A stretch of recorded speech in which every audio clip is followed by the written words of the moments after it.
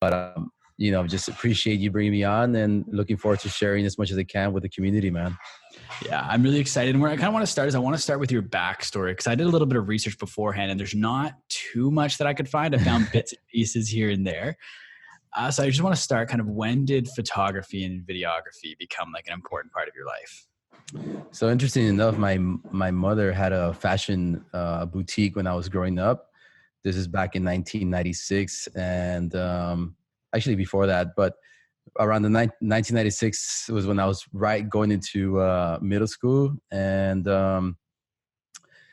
my older brothers had convinced my parents to buy us a camera. And during this time period, it was a VHS camera, nothing out of this world, but we would use it originally to help her film at the fashion boutique. And eventually it became like just our number one go-to toy for creating like short films and like home movies. And the cool thing about it back then is that you'd be able to film something. Everything was on VHS. So when you were filming a scene, if you messed up, you had to like rewind it, cue it, and then go again, film again, whatever. But at the very end, you would have like a VHS tape that you can just, put into your TV, press play, and be able to rewatch. And the coolest part about that was that, and the reason I think I fell in love with filmmaking is that I was able to bring over my friends that around the community, around my neighborhood, bring them over. And there was this one time that like literally like it was night after night that people wanted to rewatch the same one. It was kind of like a viral film, and more people were bringing their friends, and all of a sudden my living room was just packed with all these random people that I had never met.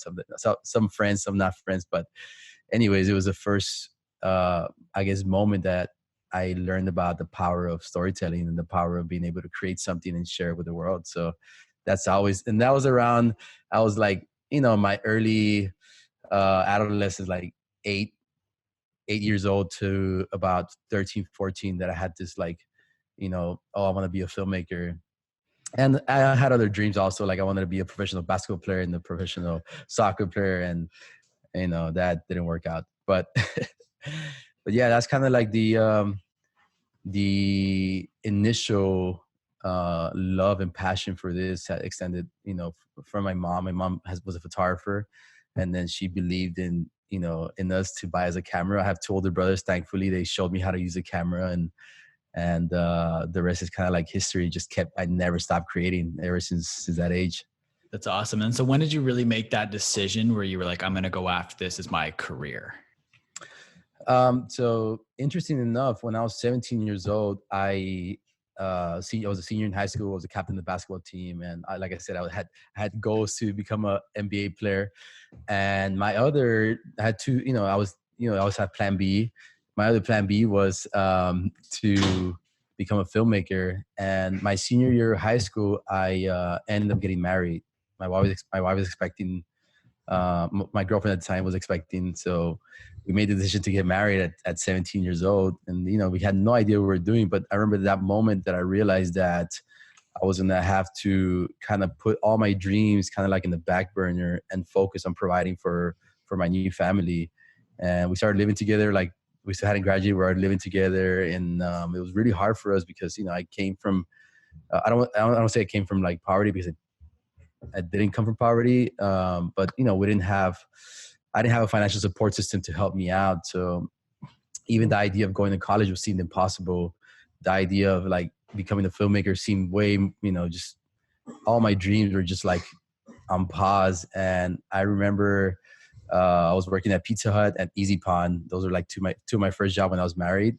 And I was working all these hours, and like I would see my paychecks and like, damn, dude, like how am I going to support a family with this amount of money? And what I ended up doing is I saved up enough money and I bought my first camera.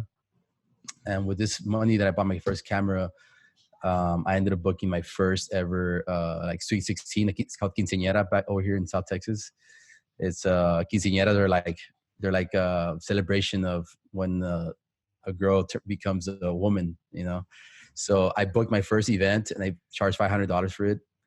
And that was a little light spark, because I was able to make some money off my art form, something I love to do. And I was like, damn, this is amazing. But this is back in 2003. So it was not like where I had people like you sharing stories or people like me now sharing stories, right? It was like you're on your own. And I used that same money and I ended up actually making $540. I remember having $540 in cash, not like a check or anything. It was cash because I didn't have a business name or anything. And I used that same money and I put it into opening my first 800 square foot studio. And that studio was called Castle Creations. Yeah. So, so I was still working like 2 jobs, had the studio, and then slowly I started booking more and more events. And I think by the age of like 20, I already knew that this was going to be like what I was going to doing for a long time. I did go through these stages of like, I don't know, like it was interesting because I was making money. I finally was able to like get my family a house. By that time, I was already had my 3rd kid, going on my 4th, and it was providing for me, but I wasn't happy with what I was creating. And this is where it gets interesting because, for me, the studio was a connection to happiness. It was a connection to my dream. The studio for me was like this little space that allowed that dream to stay alive. But at the same time, it slowly became a burden where I was working on projects that I had no care for. Like I was doing for like 3-4 years, I was shooting a wedding every Friday and Saturday. And I was doing like commercials and I was doing websites and I was trying to build the studio into, a profitable studio. And, when you start having employees and there's other families that are involved now, you really have to make wise decisions. So it got to a point where I was kind of like up to here, but I didn't even want to touch a camera. And I decided to close down my studio and then I went back to school. But when I went back to school, it was interesting because I decided to do the same, like go the same route. I got a degree in communications and I had I had 1 or 2 classes that were on film studies. And then one was on video production. So that kind of kept me in the arts, and I didn't know that I was going to go back to creating, but I knew that it was always going to be part of me for some reason. So yeah, that's kind of like the first part of my journey. That was in my early 20s. And if you guys don't know, obviously you guys don't, but I'm 35 years old and I've been doing this now for like professionally since I was 18, 19 years old. So I've been doing this for quite a while. There's like different phases of my art form. Mm-hmm. And I just want to go back a little bit. When you decided to get married at 17, what was the reaction from like your friends and family? Because like you said, that is a little bit young to get married. It's like, was the reaction pretty good when you guys decided that? Actually, no, man. So obviously it was hard for both of our families because we were not raised to go through that route, and it was difficult because of that. But the other reason that it was hard was because look at this guy right here. That's awesome. He's the one that was born. How old are you now? Just 16 going on 17. So he was the one that sparked different routes for me. Yeah. Yeah. And look at how big he's, taller than me, 6'2", 220, linebacker. That's awesome. But what I was going to say is that it was really hard for me internally because you see all your friends going to college, you see all your friends partying and, just doing like all the crazy things that teenagers do right after high school. In my first few years of me being an adult, I already had a huge responsibility, not only for my life, but for the life of my kids and my wife. And, I always thought I was a good person. So I did my best to provide for them. I did my best to, get them out of any situation that we were in. Like, we went from not having anything. Like we literally went from a moment. Like I remember clearly, like understanding how each dollar was being spent because I knew that I needed exactly like 22.19 to be able to buy a can of milk for my son. Like I needed just enough that money every week for sure, aside from paying like the gas and like paying for the apartment and the water and the light and all this. And like, if you had to make a decision on spending something or going out to eat or buying a shirt or just any simple little thing, like I always had to like look at my finances and figure out exactly where this money's going towards, because I had somebody that depended on me. Yeah. So just going through that experiences, I've been counting like every single dollar. Is that something that sticks with you today? And you always kind of like look back and reflect on that from time to time just to look how far you've come now? Yeah, I think for me I was like in my early 20s, I had this scarcity mindset where I felt that it was almost, I literally felt that it was almost impossible. Like all the odds are against me to be able to do what I'm doing right now. And I had this moment a few months ago where I was working on this project. It was an episode for Leaders Create Leaders, and it was 3, 4 in the morning. I had so many problems with this project, like getting it out, and all these like doubts started. Like, what am I doing? And it's like all these and anxiety started creeping in. And I remember something that Gerard told me, and Gerard's my partner in the show and also a mentor of mine. And he's like, "Hey Jeff, like, remember when you prayed for the things that you have right now?"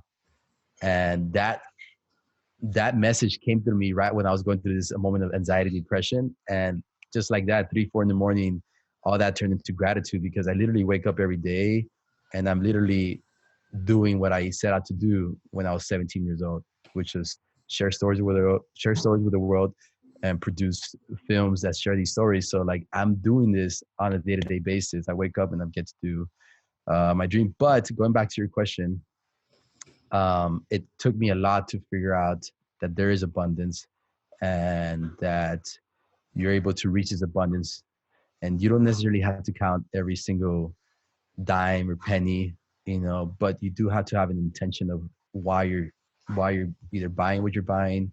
So for example, like for you, I'm sure when you bought your podcast equipment, there was an intention behind that podcast equipment. And yeah, you had to sacrifice other things to be able to buy that, but you know that there's going to be a lot that come from it. So for me, it was more understanding that philosophy that it's an investment that you're making and being very intentional with what you're spending versus, just spending just to spend. Mm-hmm. So Yeah. I'm still very, I'm still a penny pincher though. So I kind of Yeah. want to get to But sorry, go ahead. no, it's just like when you have a family to take care of, like you have to be thinking 5, 10 years ahead sometimes.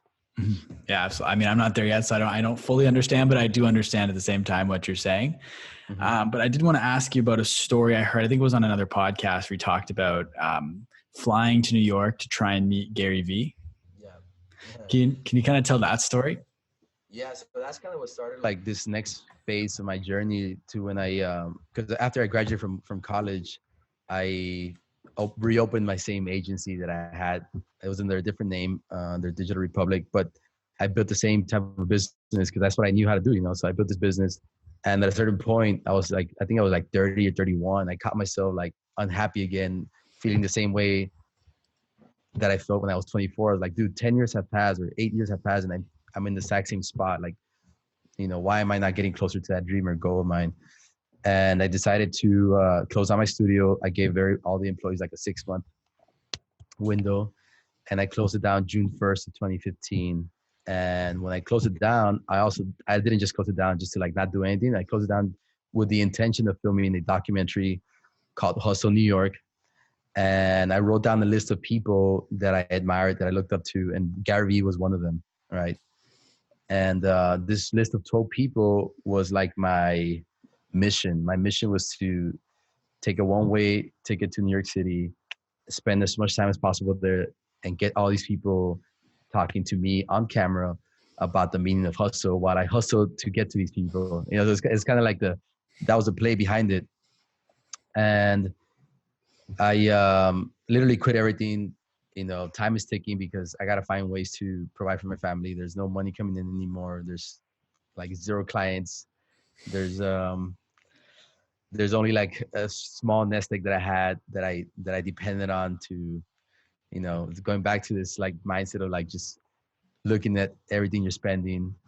And I went with the faith of being able to meet GaryVee, and I had this friend of mine named Brandon, and Brandon I think he had season tickets to the Jets also.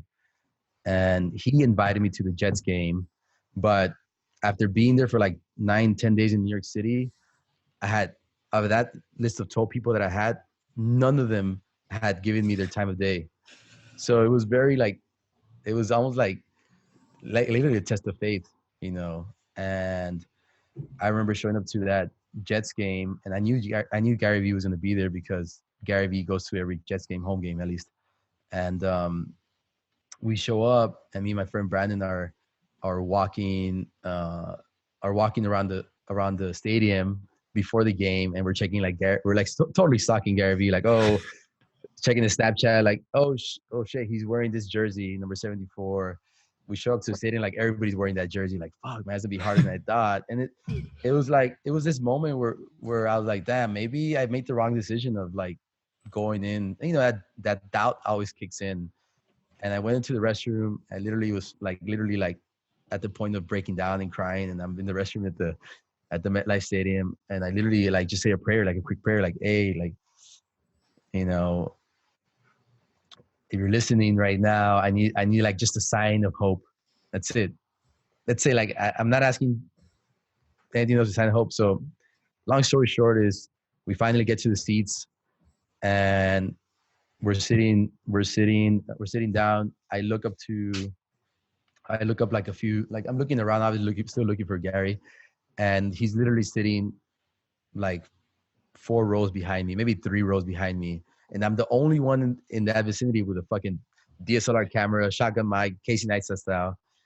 And I just pointed the camera at him, and that was like my icebreaker. Like he went off on my camera, and then I asked him for an interview.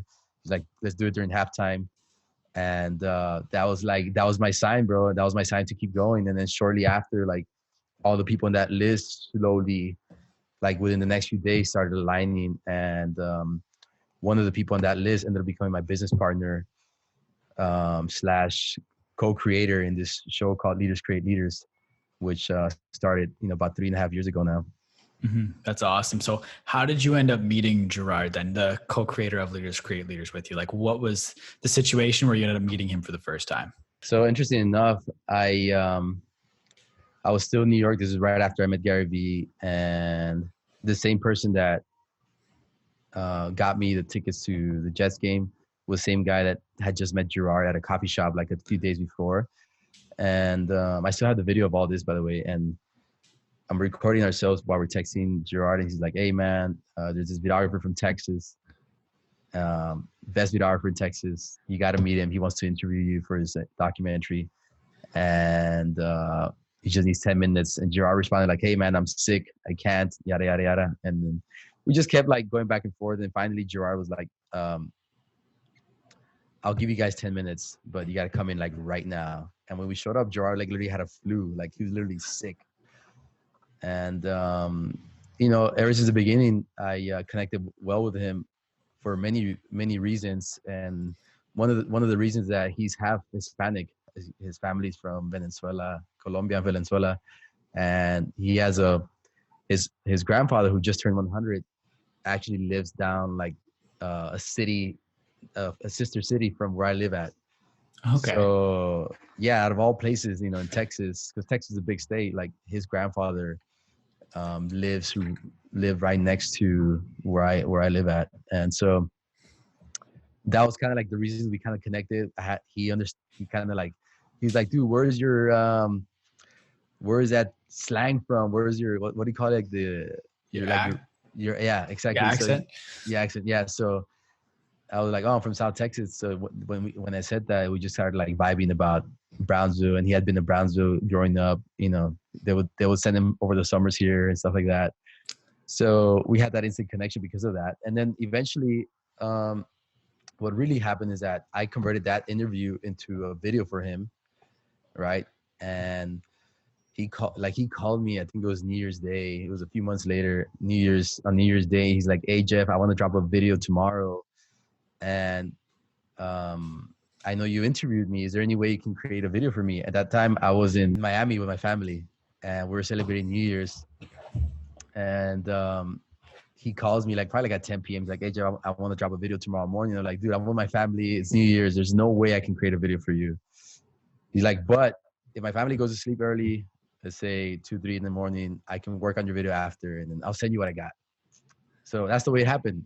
3 in the morning, the kids fall asleep, wife is asleep, and I open up my laptop and start working on this video, probably till like 9 a.m. I sent him the video at 9 a.m. and he's like, dude, I've never seen anybody create a video like that.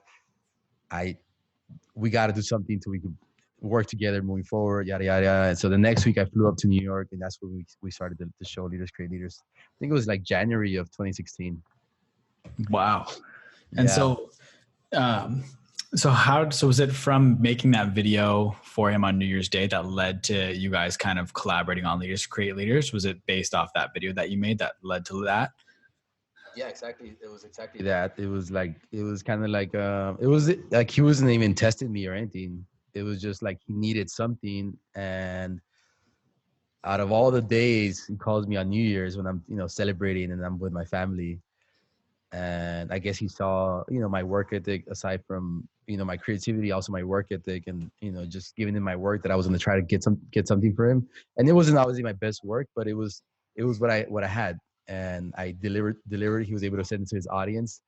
And then a week later, I was in New York City again, this time working on figuring out a type of partnership or collaboration. So ever since then, shortly after I moved to New York City. And a few months later, I moved my entire family to New York City. Wow. And now, since that was like 3.5 years ago, and I think you're 5 seasons and now you're over 50 guests. Can you just give people like an idea of some of the guests that you've had on your show? So, I mean, it started with like people like GaryVee, GaryVee, Ryan Holiday, a lot of the authors, like famous authors, people that you want to sit down with, but they're maybe out of reach just because they have busy schedules or they're just simply just busy with their lives, But yeah, like GaryVee is a good example. We had Andy Frisella. We had all the way to the end of like Rory Kramer. Do you know who Rory Kramer is? I think so. Was he a Viner? He's Rory Kramer is like, he does music videos and like lifestyle videos. Yeah. Yes, I do know him. Yeah, he's known for like doing a lot of the work for the Chainsmokers, Avicii. He's got the #1 most watched ever video on YouTube. Wow. So we've had like all the way from creators all the way to like entrepreneurs, people launching businesses and having a lot of success. I was going to ask if there's any guests that like, or how do you go about getting your guests? Like, is it just through personal connections or do you reach out? How does that usually go?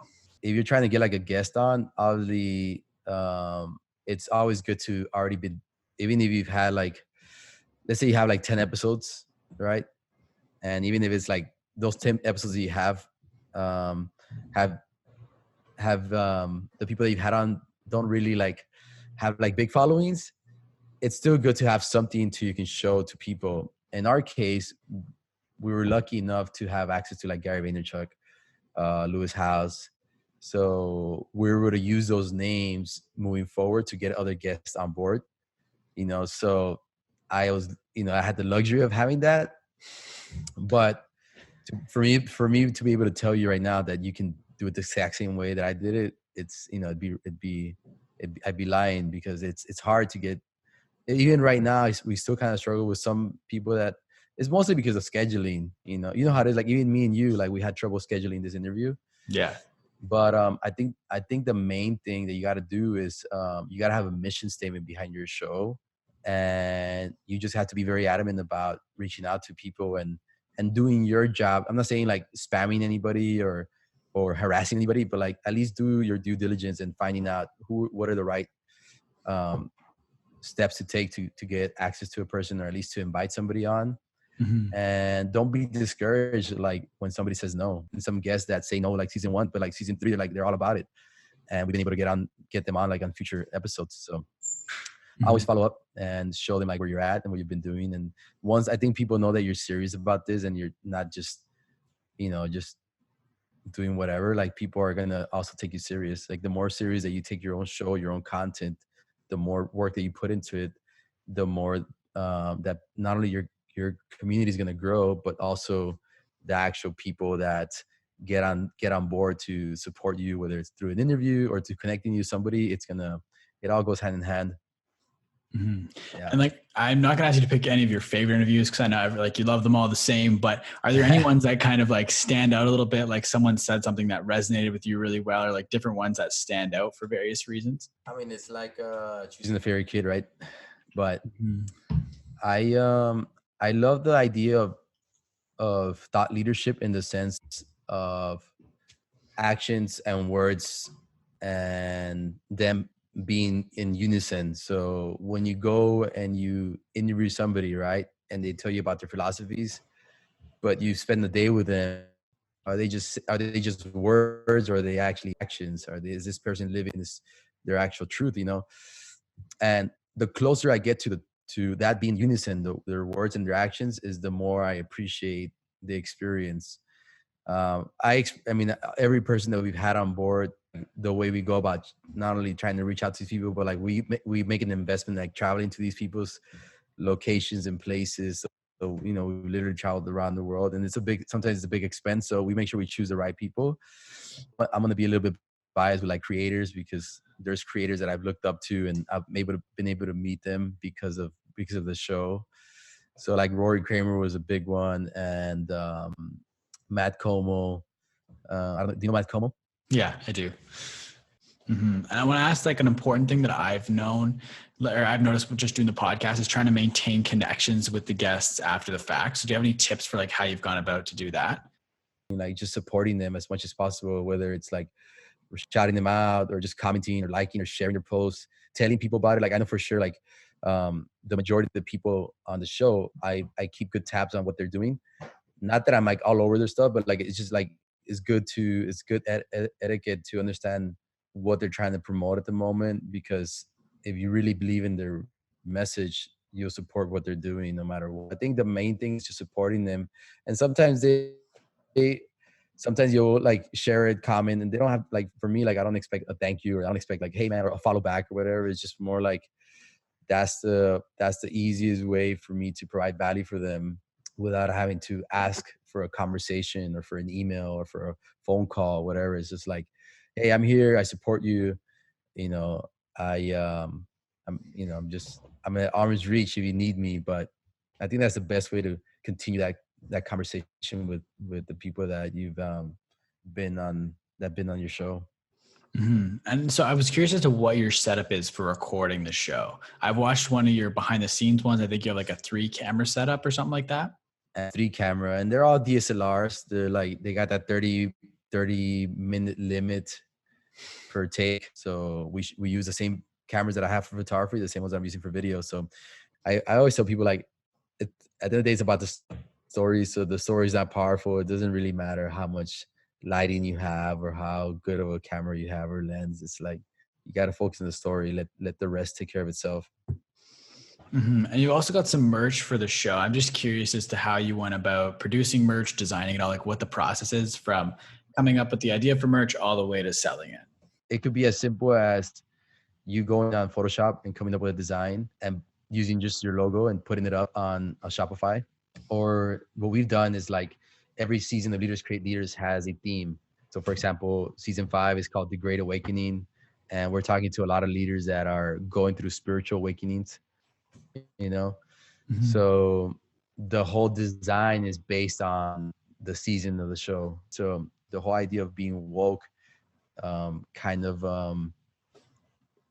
inspired that design, that all the designs for last season. So that's kind of the way we're going about it. And then we have, like, thankfully our team has 2 graphic designers that are amazing at doing that. They've been able to, it's not, if you look at our designs, they're very simple, but they get the message across. And I challenge you to do the same. Like, don't overthink it. Even if it has like basic text, like, if people love you, love your show, like, they're gonna support you. And yeah, just get it done, man. Shopify, put it up. It's so easy to do it nowadays. Like, quick YouTube tutorial, you'll get it done. Yeah, that's awesome. And I wanted to ask you of like any specific lessons that you've taken away from your time being in the room with all of these various thought leaders over the last 3.5 years. Like, if there's any specific lessons that stick with you to this day. I think the main one is, damn it, it's a hard question, but the main one, I think, is that there's a big difference between an amateur and a professional. And there's no big difference in, like, how smart they are or how artistic they are or how good looking they are, or the professional understands that they got to show up every day and be consistent over a long period of time. And the amateur never gets that. The amateur is amazing, goes in spurts, does a sprint for like 2-3 weeks, and then takes a two weeks off because nothing worked out as imagined.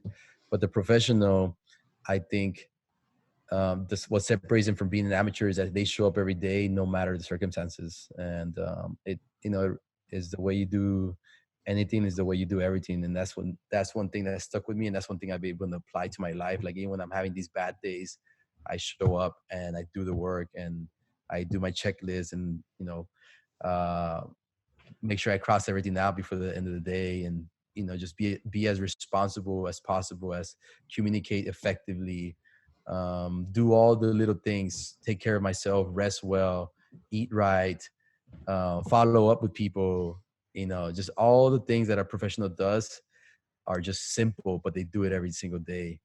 So that's kind of like the main thing that I've taken that I've been able to apply to my own life. Mm-hmm. And kind of a similar question, but a little more specific.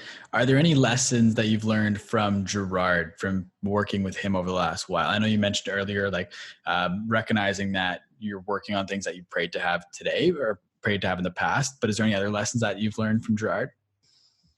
Man, I've learned so much from G. Like, I think there's many lessons. I could probably go on this question for a while, but one of the main things is taking imperfect action, and this philosophy of going against all odds is something that I took. I mean, I was always like that because I just told you my backstory. Like all the odds were against me, but he had all odds against him, and every time he challenges something, it's almost like if he chooses something that's almost impossible to do.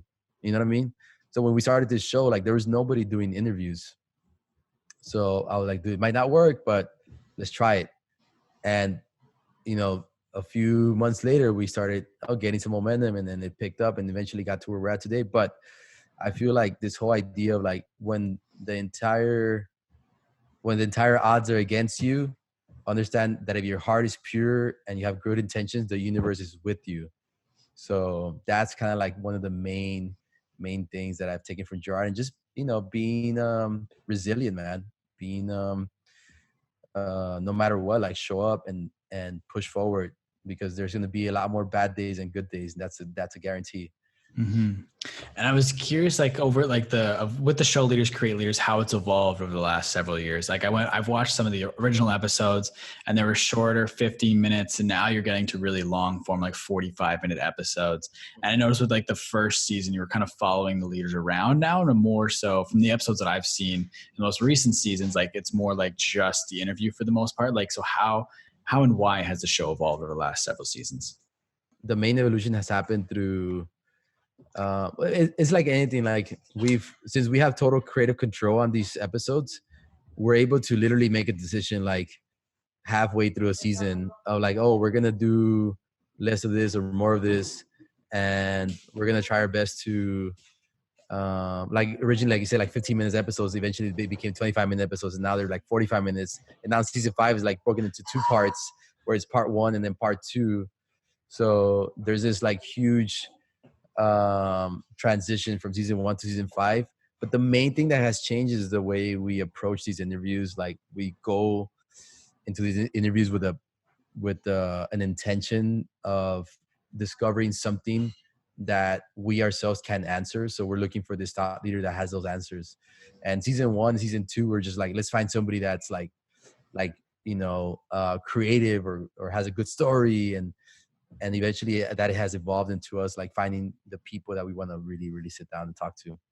Mm-hmm. And I was curious, so do you produce any other work and stuff for Gerard, or is it just strictly that you two collaborate on Leaders Create Leaders? I handle a lot of his pillar content, which Leaders Create Leaders is the main one. We're launching a podcast right now with Gerard, and then we're also doing a series of short films and these like other like YouTube videos that are educational. Along with that, we're producing a whole like series of educational content that will be in a separate library where people can have access to. And that's kind of what Leaders Create Leaders is, like this library of videos that in 20 years, 30 years, people will have access to this library for free. that they can go back and learn from these leaders. Like imagine like having an interview where Aristotle's like talking about his day to day, you know? Mhm. So that's kind of like what I envision. Yeah. And I was curious, kind of talk more so about your Instagram now. You've recently passed the 50,000 follower mark, if I'm not mistaken. So it's Yeah. kind of, that's awesome. And I was curious, just like some of the tips and tricks and strategies you've done to grow. Cause I especially think in the last year you've grown, like you've almost doubled, I think, in the last 12 Yeah. months or so. Yeah. Actually, I started my IG account probably about 5 years ago, but I didn't take it serious until I started working with G. And he was like the one that got me kind of like, oh, you know, gotta post this and that. Like, so I started like obviously studying what works and what doesn't, mostly through helping manage Gerard his account. And I think the main concept goes back to the same thing. It's just showing up daily, man, posting daily, and being very intentional with your message and who's your tribe, like who's the one you're talking to. Like for me, I talked to people I talked to my 18-year-old self, you know, so that person that is struggling to chase after the dreams, but has this fire inside them that they want to do it. Like that's who I speak to. And if you read my captions, if you read like the stories that I post, it's all related to talking to that person. So I think like the main thing is obviously showing up every day, posting consecutively, but also being very intentional with your messaging. Um, Share stories that are coming from inside, not necessarily just posting because you think this picture looks cool or whatever. Like it's beyond that. I think the whole like being different and being better at photography than other people will take you only to a certain level. But like if you want to start like really doubling your or tripling or, you know, 10x in your audience, you have to be very intentional with your message and always figure out who you're talking to, because I think that's the main problem. Like a lot of people, when they start off, like they're just posting content, but they don't know who they're talking to. Like write down a list of the characteristics and what that person does every day of who you're talking to. So just make up a name like Johnny. Johnny is an 18-year-old that has a lot of responsibilities, is helping his family, supporting his family, but also is an artist and he wants to become a filmmaker or he wants to become a photographer. He goes to school every day. He has 2 jobs. And that's the person I'm talking to, you know, literally every day. When I share a story, I'm like literally thinking about that person and what he's going through. Yeah, and I've heard that tip a couple of times before. Like that's a really smart one. It's definitely something that I need to start doing myself, is kind of thinking exactly who I'm talking to. Because I kind of just post all this different content without thinking of like a target market in mind. Yeah. And that's going to evolve over time. As you evolve, that person might evolve as well. So, but I think at day one, if you really want to start growing, is you just have to figure that out. Like if you look at all the top influencers, they were speaking to like one type of group, whether it was a nerd, a tech guy, or whether it's like a filmmaker, creator, or whether it was like a philosopher. Like they speak to one person and they revolve everything that they share is to support that person's problems or provide value for that person. Yeah. And then you also have a YouTube, which you do every once in a while. Do you have a strategy? Are you going to start going more YouTube videos this year? Kind of how do you think about YouTube? Oh man, I literally had this I've struggled so much with YouTube personally because I create so much content for other YouTube channels that it just doesn't give me the fire, the energy to create for mine. And it's this whole idea of like overcoming the fear of not being perfect, you know? So taking imperfect action. And that's what I'm going to do moving forward. Like I've had this long conversation with my wife the other day. I was like, damn, like it sucks that I can't produce for my own YouTube channel when I love producing, you know, when I love sharing stories. So she like just called me out and she's like, well, it's because you're a perfectionist. Like stop being such a pussy and get it done, you know? So I've come to the conclusion that I'm going to do a lot of these one takes where I just choose a story that I'm going to talk about and then just share it like straight to camera. So I'm going to be doing more of that. And then obviously like there's about 12 videos that are travel videos that are like on cue. I have an assistant editor helping me edit these right now. And it's like, you know, the different destinations that I've gone to over the last 2 years. And they're all like travel stories. So that'll be another series that I'm creating. And that's pretty much kind of like the mindset there. But I do plan on being consistent in 2020 2019, 2020, like just showing up, even if it's like a one take video, I need to put it up. And not that I like I'm half-assing it, is like I'm being very intentional with my messaging, but I'm not overproducing where I don't get it done, you know? And I was going to actually ask a question kind of along that lines is how do you how you feel with producing so much content for other people and kind of focusing on others' brands? Well, not forgetting about your own, but spending more time helping others grow their brands than growing yours. That's a great question. So the main thing here is like the mission has to be aligned. So my mission with Leaders Create Leaders and with Gerard's brand is aligned with my mission. You know, like they're one the same, even though they're not on my channel. It Mm-hmm. doesn't mean that I'm not creating for what I want to create. You know what I mean? So Mm-hmm. I think the main thing, if somebody's struggling with that, whether like let's say you're working, like it happened to me. I was shooting weddings and I was shooting all these random photo shoots and stuff like that. Like it wasn't aligned with my mission, so I had to give that up to be able to make space for the things that I care to talk about and share with the world. So you know, it's just aligning yourself. And at the end of the day, like there's like this ego part of me where I do want to grow my own channel and my own audience, but that easily gets resolved when I'm actually doing that, but it's just not on my channel. Mm-hmm. And like you've talked about being so busy and have all these things going on. So I was going to ask how you balance everything. You have a family, you work super hard on all your videos and everything that you create. Like, how do you balance everything? Journal, man. Mm-hmm. Checklist, being very intentional with your time. I mean, I there's times that I do get out of rhythm, but it's very important to have this routine where you know what you're going to do the following day. And the beautiful thing about nowadays that, like for example, my team is completely nomad. Nobody works in the exact same location. Only when we get together to shoot an actual episode are we in the same place.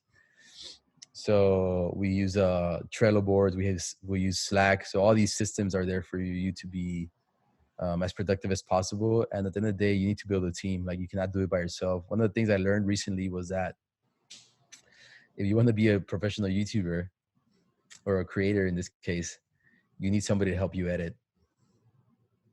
And I grew up with a philosophy of like, if I can do it all, why don't I just do it all? Right. But this whole idea of like not giving somebody else like the opportunity to edit your videos is almost like just being fearful that you're not good enough, you know? So it's trusting the system, trusting the people that are coming into the team.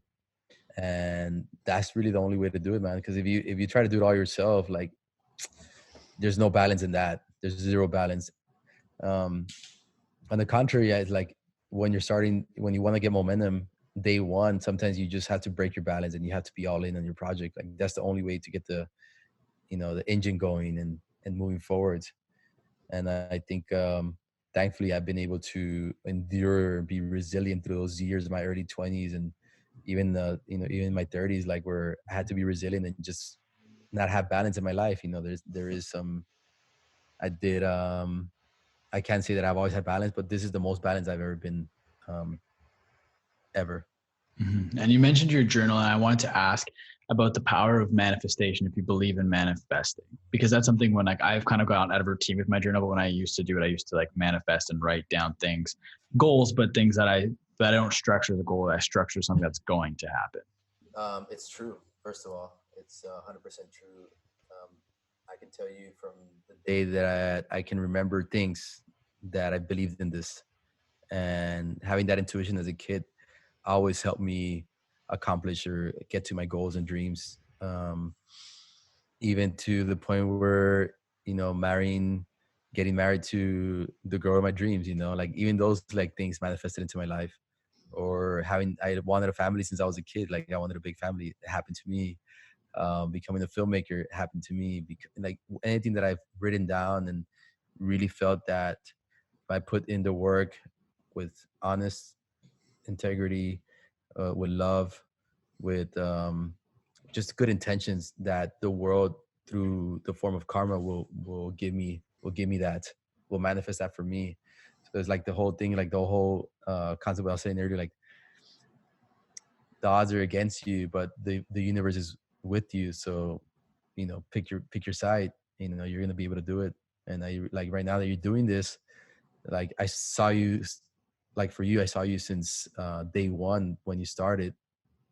And along that road, you're going to have like these roadblocks, right? But all these good intentions that you had when you started, if you just keep them here within you, and you keep that fire alive, eventually the universe is going to align it for you and manifest it as, it's the manifestation is coming from you, but the universe is slowly helping you out. So yeah, man. And so with that in mind, what are some long-term goals that you're kind of going after right now? Long seems scary though. I think we live in a day and age where like long is like 2 years now, or what is long term? I mean, it could be a year, it could be 20 years. I kind of leave that open to interpretation.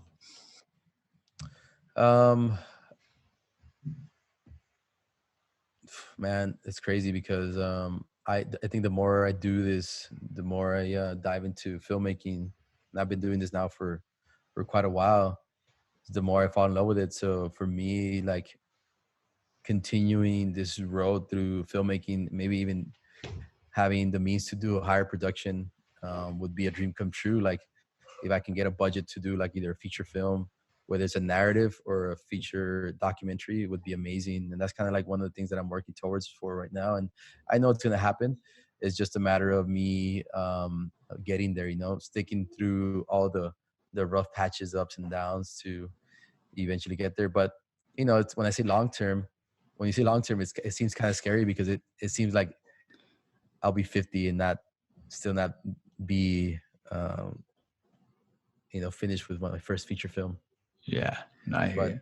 But it could be it could be in a month, it could be in the month that I get the funding for my first script. And now, now it became a short-term goal. Mm-hmm. That's awesome. And I wanted to ask, like, what do you hope people take away when they consume your content? Hope. Mm-hmm. Yeah, hope. Just that when they see it, they get this reignition, this reignitement inside themselves, that they themselves. If I'm doing it with all the like odds stacked against me, like you can do it too. And we live in a day and age where you have access to information and you have access to tools that were not available before, and you can literally create and manifest whatever you want. Mm-hmm. And for the final question, I kind of like to flip the script a little bit. I want to ask you, like, what's one question about anything that you would want to know the answer to? That I yet know the answer to, right? Mm-hmm.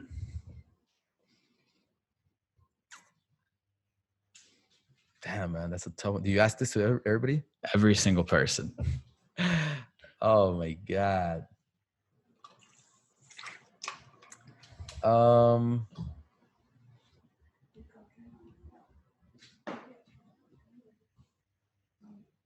That's a really, I mean, I'm really confused with that question. Is there do you want to make a video about that? Yeah. Yeah, because That's awesome. It's a really tough. Can I reverse the question on you? Maybe get some. What's one question I would want to know the answer to? Yeah. I think just right now, I wrote a blog post a couple of days ago titled, "Will it be worth it?" Specifically about the podcast. Like, will all the work I put in, I've done, this is the 38th episode. I've spent probably thousands of dollars on it now. I've taken a trip to record episodes. Will it all be worth it? It's kind of the question that I'm going to go with. Got it. But I mean, with that in mind, I kind of flip in the blog post that I was writing, I flipped it on its head and I wrote, instead of will it, I wrote, has it been worth it so far? And the answer was yes. So kind of with that in mind, I want to say that will it be worth it? Yes, it will be. But I mean, I don't know. So I'm going to go with that question. Yeah. I mean, it's hard for me to come up with it. I think because of that, it's because I just what you answered right now, like for a lot of the things that I've done throughout my life, like this whole idea of like living without regrets is almost impossible. But at the same time, I see the other side of things. The other side of the coin is, a lot of gratitude comes from being able to sacrifice a lot, and whether it was a failure or success, you're able to have some sense of peace that you went out there and you tried your best. So it's a tough question at this point in my life Yeah. to ask. I'm Definitely. more I'm more in the spiritual side now. Like, yeah, I don't know. Yeah, I mean, we can totally skip that question. Like Yeah. if there's no answer, we can just go past it. But I did want to thank you for taking the time to come on the podcast. I know there's a lot more that we could talk about, but I wanted to give you the floor right now to plug everything you got. Where can the people find you? Where should they go follow you? YouTube for sure. Digital Jeff. Just type in Digital Jeff. Give me the subscribe there. You're going to be seeing a lot more videos from me there. And obviously, if you type in Leaders Create Leaders, subscribe to that channel. We got 178 videos now, going to 179 by tomorrow. And it's nonstop. It keeps going. So those two channels, appreciate all the support. And then also probably in the next few months, I'm going to launch a Patreon where I'm going to be doing like, you know, just creator lessons. People that want to learn how to edit Premiere or want to edit Final Cut or want to learn photography. I actually taught photography for many years. So it's a great way to me to give back, but also for people to support me in some of the projects that I'm working on. So Patreon /Digital Jeff. Awesome. And when you were teaching photography, you wanted to be the world's greatest teacher, right? Amen. That was literally what I wrote down. I wrote it on the big board. And the interesting thing that happened right after that I wrote that is like a few months later, I quit teaching because I had capped out and I was like, oh shit, like I really want to teach the masses. I want to become the Aristotle of our generation. I have to go out there and scale my person, Mm-hmm. That's awesome. I just want to thank you once again for coming on the podcast. And I want to thank everybody for listening to this episode. Whether you've listened the entire way through, you've only listened to bits and pieces, I really appreciate you taking time to check this out. Do me a favor, guys. Go and follow Jeff on Instagram, on YouTube. Subscribe to his Patreon. I'll make sure everything is linked in the show notes down below. And if you'd like to follow me, you can find me at the Jacob Kelly on both Twitter and Instagram. And if you'd like to follow the podcast, you can find us on Instagram at MySocialPod and on YouTube at just My Social Life. Thank you once again for listening, everybody. We'll talk soon.